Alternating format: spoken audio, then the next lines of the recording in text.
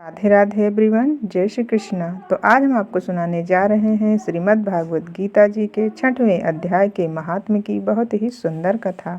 इस कथा को सुनने मात्र से हमारे सभी पाप नष्ट हो जाते हैं और भगवान श्री हरि विष्णु की कृपा दृष्टि प्राप्त होती है। इस कथा को भगवान श्री हरि विष्णु माता लक्ष्मी को सुना रहे हैं। तो आइए हम भी भगवान श्री हरि विष्णु के चरण कमलों का ध्यान करते हुए इस कथा को सुनते हैं।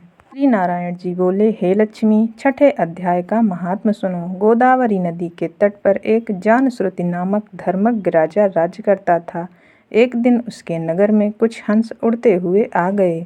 उनमें से एक हंस बैठते ही उड़ गया। पंडितों ने कहा, हे हंस, क्या तू राजा जानश्रुति से भी पहले स्वर्ग जाना चाहता है? हंस बोला, इस राजा से श्रेष्ठ एक रैयक मुनि है, वह वैकुंठ का अधिकारी होगा।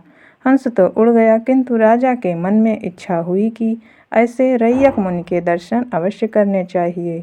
वह रथ जुड़वाकर काशी, द्वारिका आदि चारों धामों में भ्रमण करता रहा, किंतु रैयक मुनि का पता न चला। फिर उत्तर दिशा को गया, उसका रथ आगे न चल सका।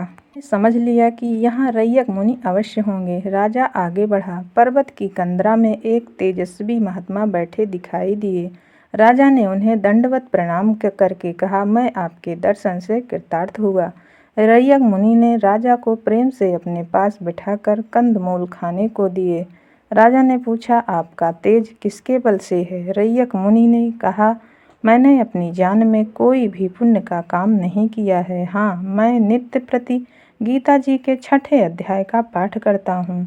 यह सब उसी का तेज है। राजा अपना राजपाट पुत्र आदि को देकर वहीं गीता के 6ठे अध्याय का पाठ करने लगा और त्रिकालदर्शी हुआ। हे लक्ष्मी, यह 6ठे अध्याय का महात्म है जो मैंने आपको सुनाया है और आपने इसे श्रवण किया है। कहकर भगवान श्री हरि विष्णु अपनी योग निद्रा को चले गए। तो इस तरह से जो कोई भी गीता जी के 6ठे अध्याय का पाठ करता है अथवा इस कथा को सुनता है, उसकी सभी मनोकामनाएं पूर्ण होती हैं और अंत में उसे स्वर्ग की प्राप्ति होती है। इसलिए हम सभी को नित्य प्रतिदिन गीता जी के 6ठे अध्याय का पाठ करके इस कथा को अवश्य सुनना चाहिए। राधे राधे, जय श्री कृष्ण।